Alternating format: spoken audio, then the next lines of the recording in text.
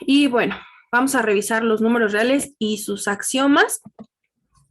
Bueno, los números reales se generaron hace mucho tiempo como una necesidad del hombre por contabilizar lo que tenía alrededor, ya fueran sus animales, la gente que tenía cerca, etcétera, etcétera. Entonces necesitaba tener una idea de lo que le rodeaba, entonces empezaron a generar los números y se generaron diferentes numeraciones. El sistema hebreo, el sistema romano, el sistema egipcio. ¿Cuál es? A ver, ¿quién se acuerda? ¿Era el maya? Efectivamente, este es el sistema de numeración maya. Y bueno, también el sistema de numeración decimal. Se generaron otros como el sistema hexadecimal, sin embargo, pues el que usamos actualmente pues es el sistema decimal de 10, porque tenemos 10 dedos para contar y así nos acomodamos.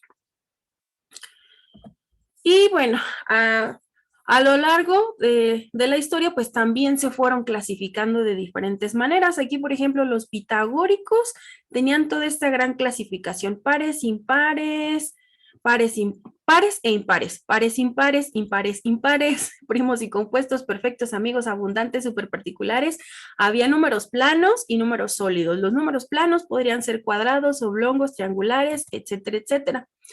Y pues teníamos también los números sólidos. Entonces, si lo comparamos con la que usamos actualmente, pues ya no resulta tan compleja como la de los pitagóricos. Este sistema de clasificación fue propuesto por Gauss en su trabajo de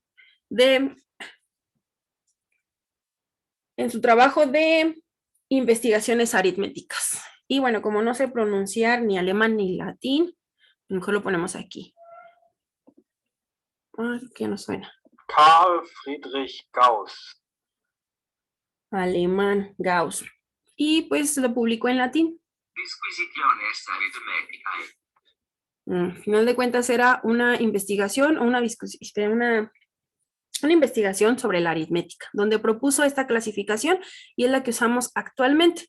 Tenemos al inicio los números naturales, que son los que usamos para contar. Y bueno, hay cierta discordancia sobre si el 0 se considera o no entre los números naturales. Unos sí lo consideran, otros no lo consideran. Nosotros por ahora lo vamos a dejar fuera. No incluimos al 0, solamente los números que son enteros y positivos. Y las características de estos números es que todo número natural tiene un antecesor, a excepción del 1. Todos los números naturales tienen uno que va antes. Y todos los números naturales tienen un número que va después. Y entonces, si siempre tenemos uno que va antes y uno que va después, este conjunto es infinito.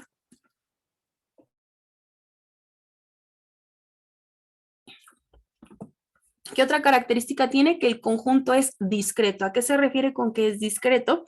Que si nosotros tomamos dos números que no sean consecutivos, por ejemplo, el 5 y el 9, entre ellos dos hay una cantidad finita de números, es decir, solamente tenemos 3, los podemos contar: 6, 7 y 8. Entonces, la cantidad de números entre dos que no son consecutivos siempre la podemos contar. En el conjunto de los números naturales, las operaciones que están definidas solamente son la suma y la multiplicación. Porque si nosotros intentamos hacer una resta de dos números naturales, no necesariamente nos va a dar un número natural. Entonces, como este número ya no pertenece a este conjunto, la resta no está definida en el conjunto de los naturales. Lo mismo pasa con la división. Si tratamos de hacer una división entre dos números naturales, el resultado no necesariamente es un número natural, por eso no está incluida. Para eso necesitamos, para incluir la resta, necesitamos ahora trabajar con los números enteros. Los números enteros incluyen a todos los naturales, el 0 y el negativo de todos los números naturales.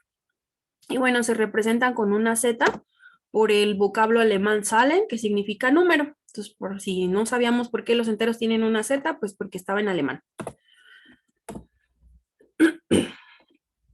Y la característica de este conjunto es que todo número entero tiene un antecesor y un sucesor. Entonces, tenemos otra vez un conjunto infinito. Este conjunto también es discreto. Entre dos números que no son consecutivos hay una cantidad finita de elementos. Y bueno, en este conjunto, cada número entero tiene su opuesto que representamos ahí con un signo negativo. De tal manera que si tomamos un entero y lo sumamos con su opuesto, nos va a dar como resultado siempre un cero. Y en este caso, las operaciones definidas son la adición, la sustracción y la multiplicación. Incluimos la resta, pero la división todavía no la podemos incluir, porque nuevamente la división de dos números enteros no necesariamente me va a dar un entero. Para eso, incluimos ahora los números racionales y se representan con una Q porque está en italiano, quociente.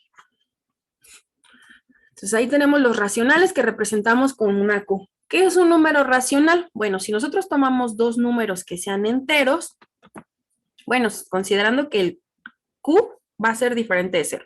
Tenemos estos dos números enteros y hacemos la división de P entre Q.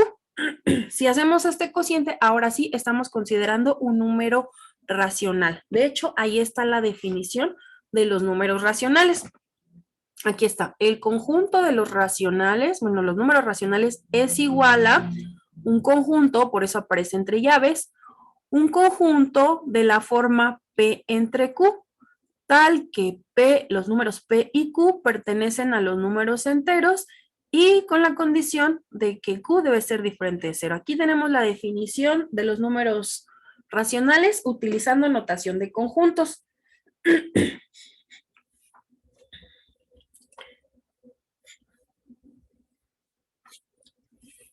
Y bueno, con esto estamos afirmando que todos los naturales y todos los enteros también son números racionales porque se pueden representar como un cociente de números enteros, aunque no se vea tan claro, pero también son racionales.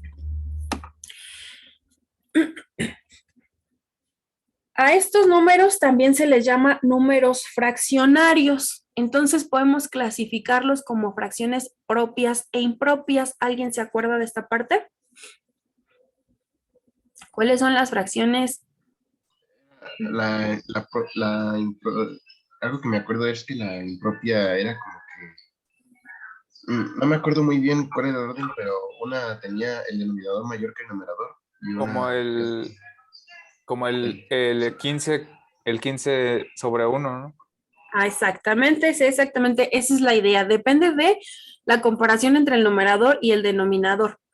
Las fracciones propias son aquellas en las cuales el numerador es más pequeño que el denominador. Si esto no se cumple, entonces las llamamos fracciones impropias. Y puede ser que no se cumpla porque el numerador es mayor. Perdón, muchachos, parezco Lolita Ayala.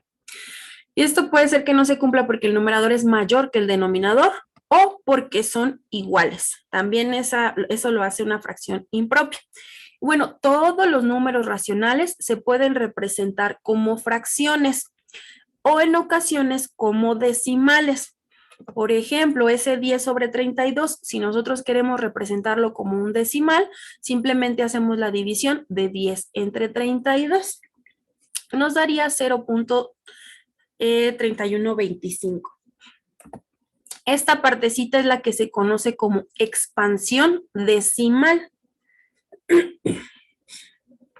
Y tenemos dos tipos de expansiones.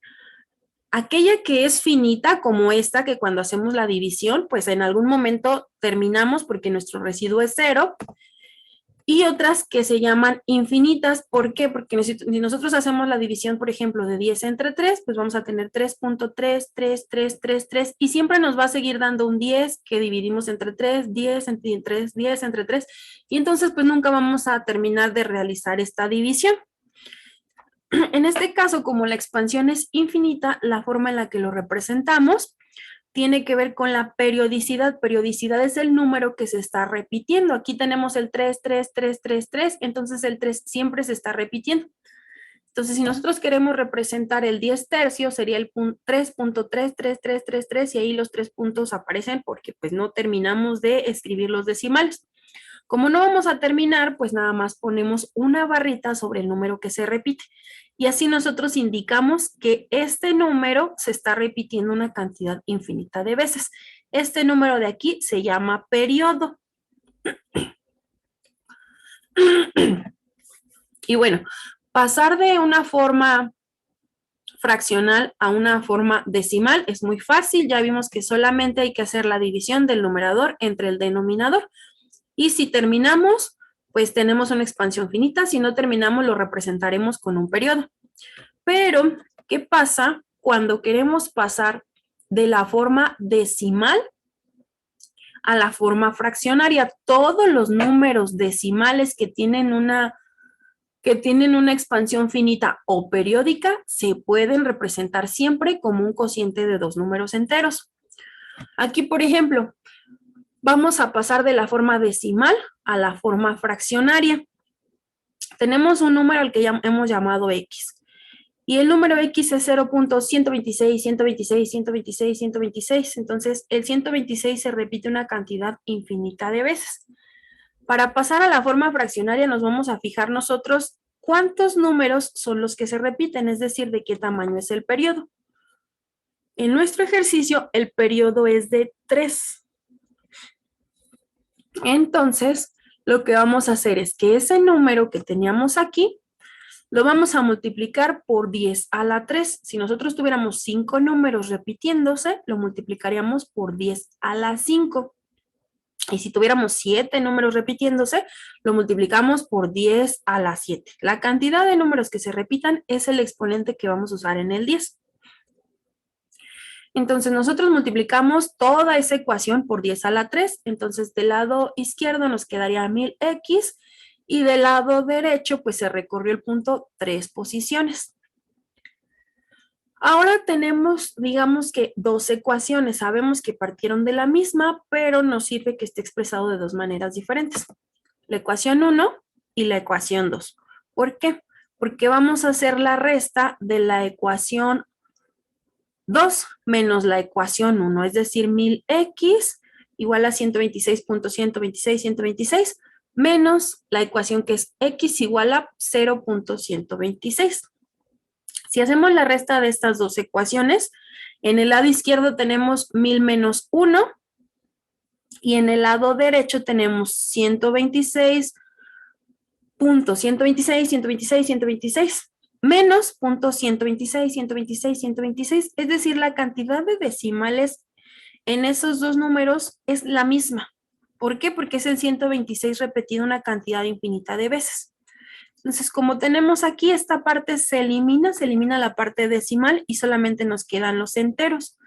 Entonces, 999x es igual a 126. Y entonces, el número x, es decir, el número que teníamos representado en forma decimal, ahora lo podemos expresar como una fracción. El cociente del número 126 entre el 999. ¿Alguna pregunta sobre cómo se hace? No, maestra, está bien. ¿No? Sí, maestra. Muy bien, entonces ahorita, aquí está. Si ustedes lo meten a la calculadora, 126 entre 999, nos va a dar esta parte decimal. Ahorita ustedes me van a ayudar a calcular un número para ver si lo entendimos bien. Déjenme, les vuelvo a compartir pantalla.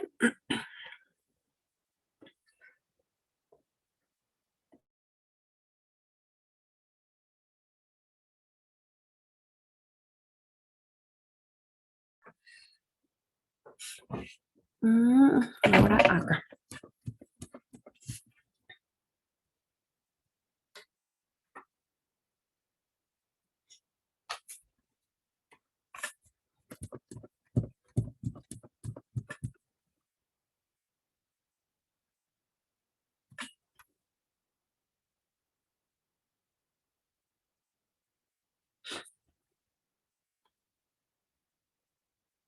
Déjenme abrir mi Jamboard.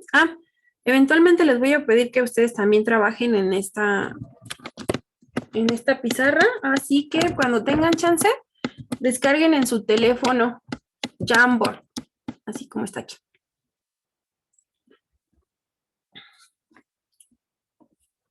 La descargan para trabajarla mañana. Es de Google, así que no deben tener problema para instalar.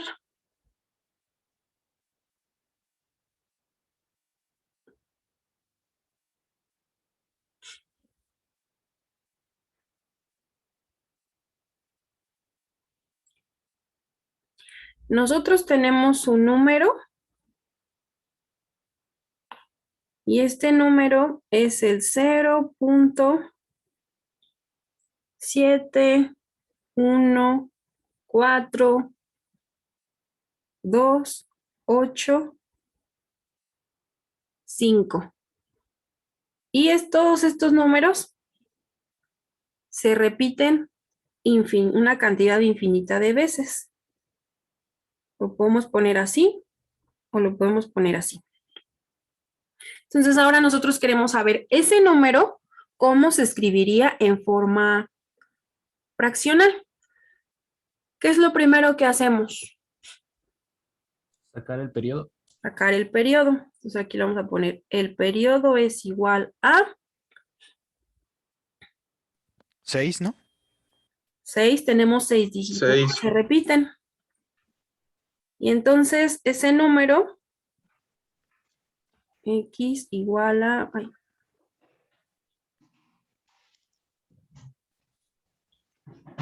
punto 714.285. Lo vamos a multiplicar por ¿qué número? Por 10 Por 10 a la 6. Por 10 a la 6. Y con eso, toda la ecuación, no el número. Debo escribir paréntesis porque de otra manera estoy indicando que lo único que voy a multiplicar es la parte de la derecha. Muy bien, entonces si multiplicamos eso por 10 a la 6, ahora tenemos 1.000.000, ¿no? 1.000.000. Y esto es igual a, ¿qué nos va a quedar del lado derecho? 714.285. 714.285. ¿Qué más? Punto 714.285. Otra vez, punto 714.285. Y esto pues se repite una cantidad infinita de veces. ¿Y qué más? Aquí me falta ponerle la X. Era la ecuación 2, se le resta la ecuación 1. Le vamos a restar la ecuación 1 que originalmente era... Vamos a poner.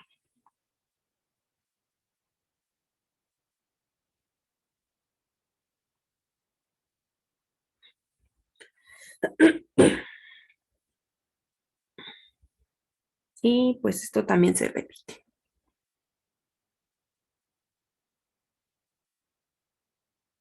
Y cuando hacemos esto, pues hay una parte que se elimina. La parte decimal, que es la misma en ambas. Y ahora nos quedó, ¿cuánto? 999.999 igual x igual a 714.285. Igual a 714.285. Por lo tanto, ese número se puede expresar como 714.285 entre 999.999. Y ahí tenemos una fracción. ¿Se puede simplificar? ¿Tienen su calculadora a la mano? Son 5 séptimos, maestra. Gracias. Entonces, nos queda una fracción muy grande, pero siempre podemos, siempre podemos intentar simplificarlas o reducirlas. En este caso se reduce a 5 séptimos. Ustedes metan a la calculadora 5 entre 7 y nos va a dar punto 714, 285, 714, 285, repetida una cantidad infinita de veces. Entonces, esto refuerza la definición de los números racionales. Se pueden expresar como el cociente de dos números enteros, aunque no siempre los tengamos expresados de esa manera, como aquí. A veces los vamos a ver como una forma decimal, pero se pueden expresar como un cociente de enteros siempre y cuando tenga una parte decimal que se está repitiendo, porque si no se repite, entonces nosotros ya no vamos a poder hacer este cálculo y determinar cuál es la forma fraccionaria. Y les compartí nada más una. Déjenme comparto otra vez toda la pantalla.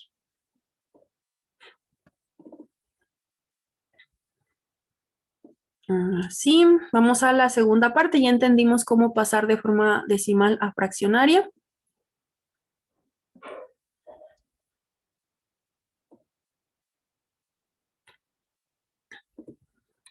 Entonces, continuamos trabajando con los números reales y ahorita vemos sus axiomas.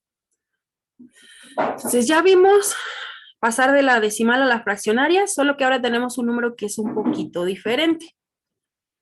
En este número, la parte que se está repitiendo nada más es el 781. Mi número es 5.42, 781, 781, 781, 781. Hay una parte que no se está repitiendo. Esa parte que no se está repitiendo y que está antes del periodo se llama anteperiodo. Y necesitamos los dos para pasar de una forma decimal a una forma fraccionaria. En este ejercicio el periodo es igual a 3 y el anteperiodo es igual a 2. Hacemos la suma de estas dos cantidades de 3 más 2 y nos da un 5. Entonces, eso quiere decir que el número que teníamos inicialmente lo vamos a multiplicar ahora por 10 a la 5. Y ya no la vamos a restar con la ecuación que teníamos originalmente. Vamos a tener que multiplicar esa ecuación original por 10 a la 2. Es decir, primero es el número que resulta de la suma del periodo más el anteperiodo y lo restamos con el número multiplicado por la cantidad que hay en el anteperiodo. Entonces ahora tenemos 100,000 menos 100 y tenemos 542,781.781, y le vamos a restar el 542,781. Entonces, con esto hacemos la resta y se elimina la parte decimal en ambos porque es la misma. Y nos quedaría 542,781 menos 542. Eso nos da 542,239 y del lado izquierdo nos da 99,900. Despejamos y nos queda 542,239 entre 99,900. Pueden hacer ustedes la prueba con la calculadora y nos debe dar el número que teníamos originalmente. Me dicen si es así y si no es que nos equivocamos en algo.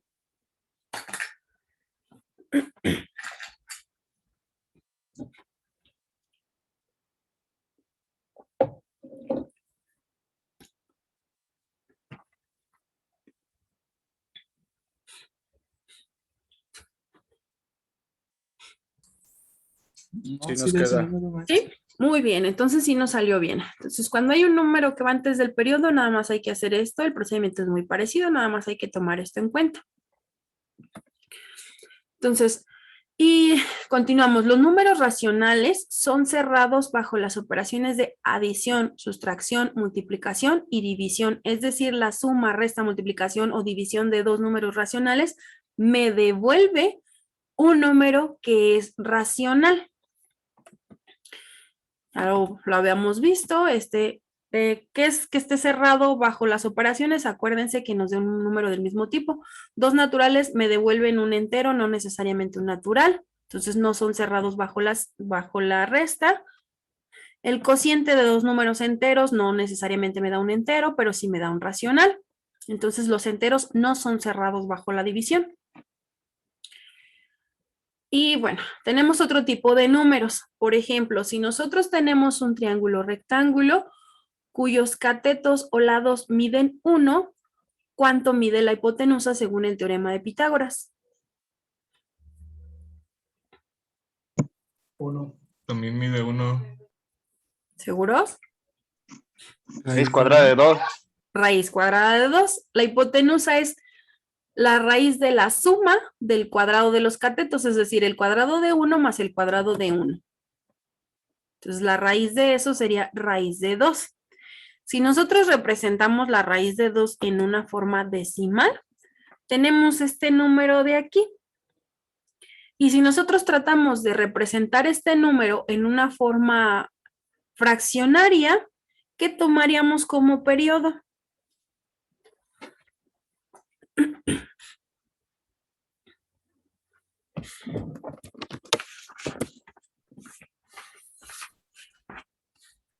Pues todo ese número, ¿no? Porque no se repite. En realidad, Todo el número. no lo podemos tomar todo porque adelante de eso, aquí ya aparecen 3 decimales, 3 puntos suspensivos. Después de eso, hay más números y no son iguales a estos. Entonces no es racional. No es racional, exactamente. No hay un periodo que nosotros podamos usar y calcular la forma fraccionaria. Entonces, este número no puede ser representado como un cociente de fracciones. Entonces, si hacemos la prueba, tomamos el número X, ¿cuál es el periodo? Pues no tiene un periodo. Entonces, si no tiene un periodo, no se puede expresar como un cociente de fracciones, es decir, como un número racional. Y si no se puede expresar como un número racional, entonces pertenece a otra categoría, la categoría de los números irracionales, que no pueden ser expresados como un cociente de fracciones. Y el raíz de 2 no es el único número, también está raíz de 3, raíz de 5, y en general la raíz de cualquier número que sea primo es un número irracional. ¿Qué otros números irracionales tenemos? Pues el número pi, el más famoso de todos. Sabemos que la expansión decimal no se repite. El número e, que a veces se nos olvida que e es un número porque estamos acostumbrados a saberlo en funciones, pero e es un número. Es el número 2.71, 82, 81, 82, 81. Y bueno, por la cantidad de decimales que puse aquí, pues pareciera que sí hay un periodo, ¿verdad? Pero no. En realidad la cantidad de decimales que tiene son más y no se repiten. Y bueno, una corrección, aquí mi error fue dejarlo así, cuando en realidad debe llevar puntos suspensivos, que no termina. Y el número phi, o la proporción áurea, que es aproximadamente igual a 1.61. Y igual, tiene una cantidad infinita de decimales, y esos decimales no se repiten. Entonces, nada más como nota aclaratoria. Un irracional no es que tenga una cantidad infinita de decimales, porque el 3.33333 también tiene una cantidad infinita de decimales. Es una cantidad infinita de decimales que no se repiten, por lo tanto no se puede expresar como fracción. Y una característica importante de estos números irracionales es que no son cerradas bajo las operaciones aritméticas, es decir, bajo las operaciones de adición, multiplicación, no necesariamente se va a obtener un número irracional. Por ejemplo, raíz de 27 por raíz de 3. El raíz de 3 es un número irracional y al meterlo en una operación no necesariamente nos da un número irracional. Lo mismo con pi. Hacemos una suma o una resta de números irracionales y no necesariamente me va a dar un número que es irracional. El 0 no es irracional. Entonces, estos números no son cerrados bajo las 4 operaciones aritméticas que conocemos. Nada más como nota aclaratoria. Entonces, son un poquito diferentes. Y bueno, cuando juntamos todos estos números, los que son racionales más los que no son racionales, lo que obtenemos es el conjunto de todos los números reales. ¿Y qué características tienen estos números reales? Que sí son, ahora sí, los números reales sí son cerrados bajo las 4 operaciones aritméticas. Vamos ahora a revisar los axiomas de los números reales. ¿Qué es un axioma? Es una proposición o un enunciado tan evidente que se considera que no requiere demostración. Bueno, para los que son matemáticos y son expertos, pues a lo mejor les parece muy evidente, a nosotros no tanto. Y sí podemos necesitar algún ejemplo o una demostración. Pero bueno. Entonces, en lógica y matemáticas, un axioma es una premisa que se asume con independencia de que sea o no evidente y que se usa para demostrar otras proposiciones.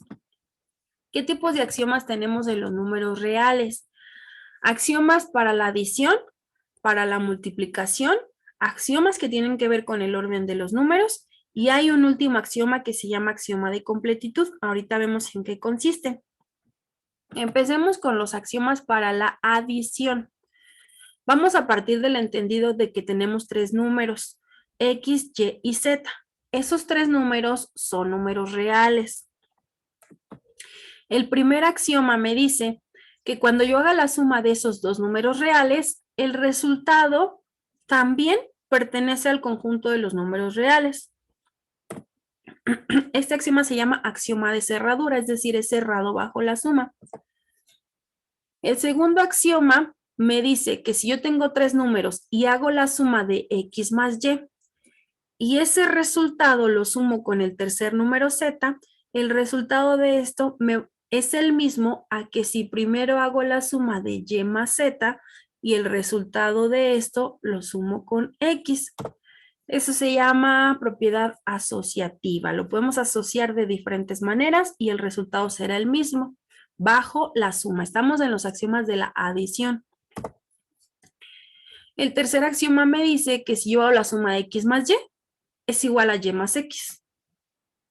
¿Ven? Aquí viene lo de no necesita demostración. Es tan obvio que no necesita demostración. El cuarto axioma, esta es la propiedad conmutativa de los números reales. Podemos cambiar el orden en el que los estamos sumando y el resultado es el mismo. El cuarto axioma es que existe un número que sería el 0, también pertenece al conjunto de los reales, tal que al hacer la suma de 0 con cualquier número real, el resultado será este mismo número real. Esto se conoce como neutro aditivo. Tenemos un elemento que al sumarlo nos devuelve la misma cantidad. Entonces es un elemento neutro aditivo porque estamos en los axiomas de la adición. El quinto axioma me dice que para todo X que pertenece a los reales, existe un elemento que le vamos a llamar menos X y también pertenece a los números reales, tal que al hacer la suma de este número con su inverso, en este caso es inverso aditivo, la suma de un número con su inverso aditivo me va a dar como resultado un 0. Estos son los 5 axiomas para la adición. Tenemos axiomas también para la multiplicación. Otra vez partimos del entendido que estamos trabajando con tres números, X, Y, Z, y los tres son números reales. El sexto axioma me dice que el producto de X por Y también es un número real. Esto es la propiedad de cerradura, es decir, los números reales son cerrados bajo la operación de multiplicación. El séptimo axioma me dice que si yo hago la multiplicación de X por Y, el resultado de eso lo multiplico por Z, me va a dar el mismo valor a que si primero realizo la multiplicación de Y por Z y luego lo multiplico por X. Esta es la propiedad asociativa, los podemos asociar de maneras diferentes y el resultado es el mismo. El axioma número 8 me dice que el producto de X por Y es el mismo que el producto de Y por X. Es la propiedad conmutativa, el orden de los factores no altera el producto. El axioma 9 me dice que existe el número 1, que también pertenece a los reales, tal que al hacer la multiplicación del 1 por cualquier número real, me devuelve ese mismo número real. Es decir, hay un neutro multiplicativo.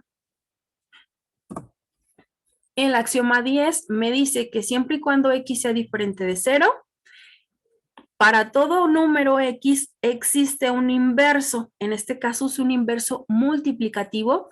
Ese inverso también pertenece a los números reales y la característica es que al hacer el producto del inverso multiplicativo por el número real, el resultado siempre es un 1. Entonces, aquí me habla de la existencia de un inverso multiplicativo.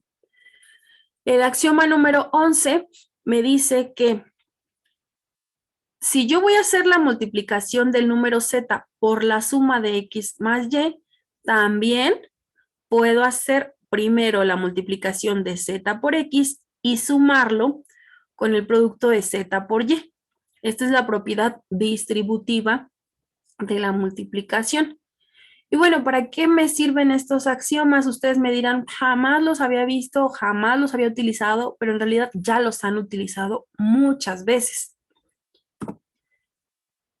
Cuando me ponen una ecuación ahí, menos 5x menos 10 es igual a 0, ¿cómo lo resuelven? ¿Qué es lo primero que hacen?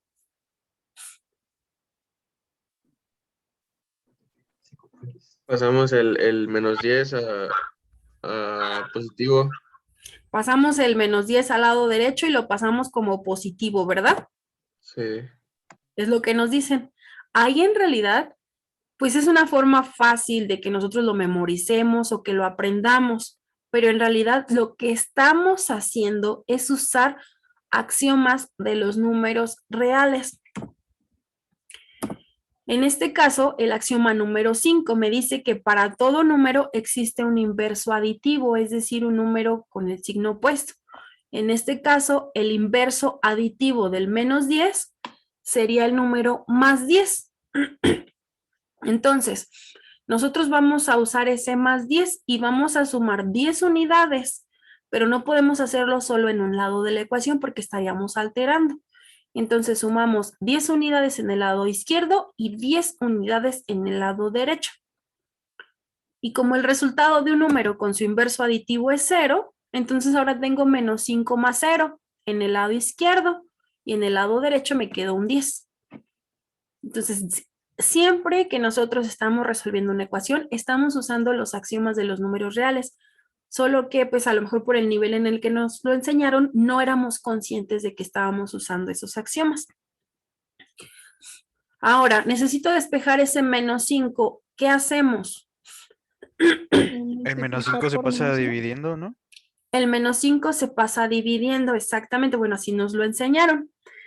Aquí recomiendo que seamos conscientes de los axiomas porque esto es un problema muy común. Mucha gente se equivoca que cuando lo tengo que pasar del otro lado, le tengo que cambiar el signo. Y entonces me dividen 10 entre 5. Y no es cierto. Si lo vamos a pasar del otro lado es haciendo la operación opuesta. Si estaba sumando, pasa restando. Si estaba restando, pasa sumando. Si estaba multiplicando, pasa dividiendo. No que necesariamente tengamos que cambiarle el signo. Aquí, por ejemplo, todo el menos 5 está multiplicando. Entonces, todo el menos 5 estaría dividiendo. Y en este caso lo que estamos usando es el axioma número 10, la existencia de un inverso multiplicativo. Si yo tengo el menos 5, ¿cuál es su inverso multiplicativo? El más 5, ¿no? 1 sobre menos 5. 1 sobre menos 5 es un inverso, pero es multiplicativo porque aquí el menos 5 estaba multiplicando a la x. El menos 10 de arriba estaba sumando a la x. Bueno, estábamos sumándole el menos 10. Entonces, en el menos 10 estaba sumando, pero este menos 5 está multiplicando a la x, que es finalmente la que queremos despejar. Entonces, el inverso multiplicativo es menos 5 a la menos 1, o sea, menos 1/5. Entonces, si usamos el inverso multiplicativo, vamos a multiplicar tanto el lado izquierdo como el lado derecho por un menos 1/5. El producto del inverso por un número me va a dar un 1. Y el producto de menos 1/5, ahí me faltó el paréntesis, disculpen ustedes, menos 1/5 por 10, me queda menos 2. Entonces ya sabíamos resolver ecuaciones, lo que no sabíamos era que cuando estábamos resolviéndolas, estábamos haciendo uso de los axiomas de los números reales. ¿Alguna pregunta hasta aquí? No, ¿No? ninguna. Muy bien, No. gracias. Y bueno, además de los axiomas de suma y multiplicación, tenemos otros axiomas que son de orden. Nuevamente tenemos tres números, X, Y y Z, y estos tres números pertenecen a los números reales. El axioma número 12 me dice que si X y Y pertenecen a los números reales, entonces solamente una de las siguientes afirmaciones es verdadera.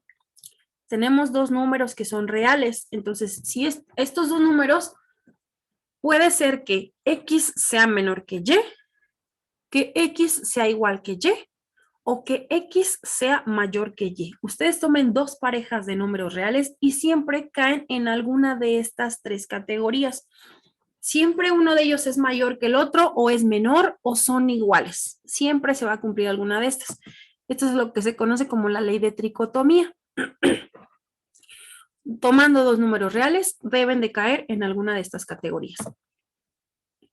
El axioma número 13 me dice que si yo sé que el número X es menor que el número y además sé que el número Y es menor que el número Z, entonces forzosamente se va a cumplir que X es menor que el número Z.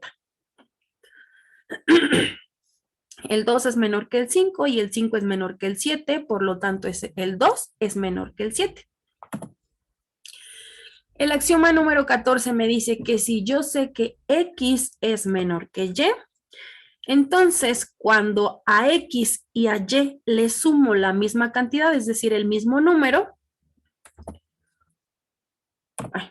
cuando a los dos le sumo el mismo número, esta desigualdad se mantiene. X más Z sigue siendo menor que Y más Z. Entonces, puedo sumar a ambos términos de una desigualdad la misma cantidad y la desigualdad se mantiene.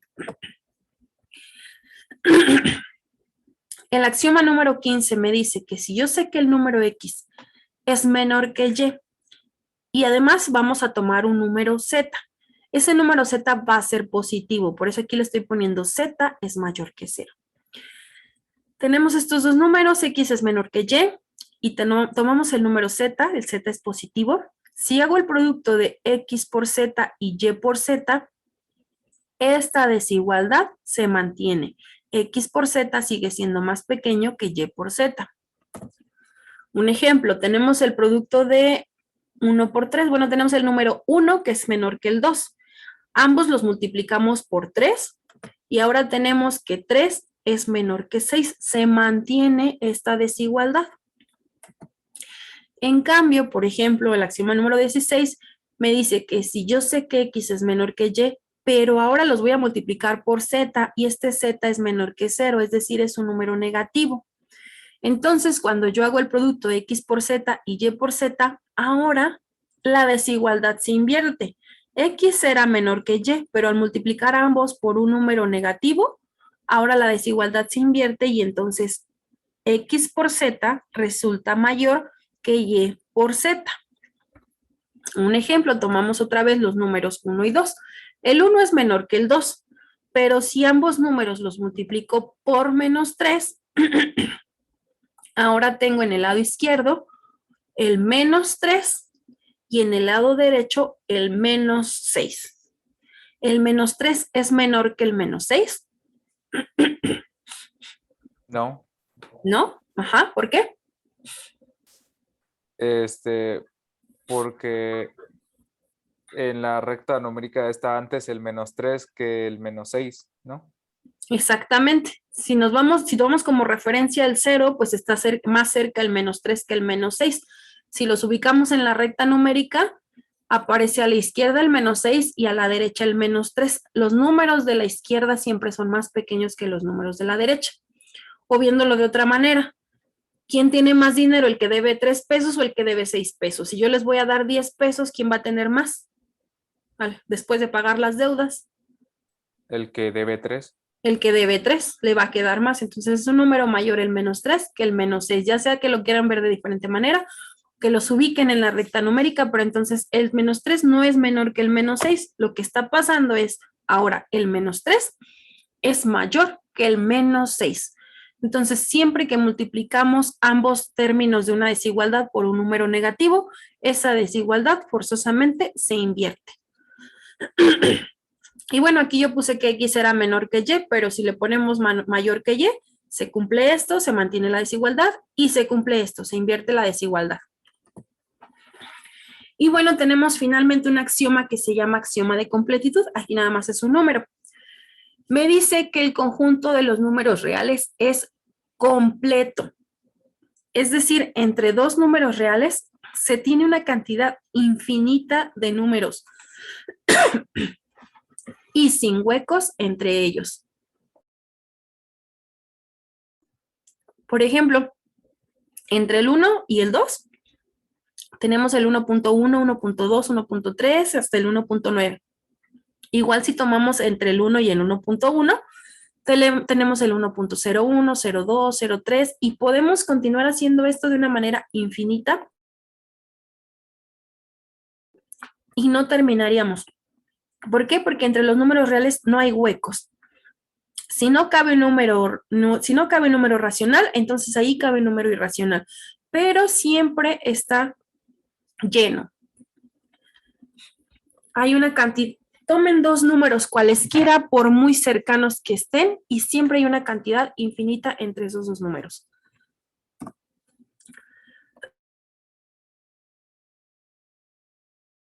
Y bueno, ¿para qué me sirven los axiomas? Nosotros acabamos de ver que usábamos los axiomas de la adición y la multiplicación cuando queríamos resolver ecuaciones o igualdades. En nuestro curso, nosotros vamos a resolver inecuaciones o desigualdades. Y para eso nos vamos a apoyar en los axiomas de la adición, de la multiplicación, y ahora vamos a incluir los axiomas de orden y de completitud. Entonces, lo hacíamos, ya sabíamos hacerlo, ya los utilizábamos, pero de manera inconsciente, entonces ahora sí vamos a tomar conciencia de la aplicación de estos axiomas cuando empecemos a resolver desigualdades. ¿Alguna pregunta?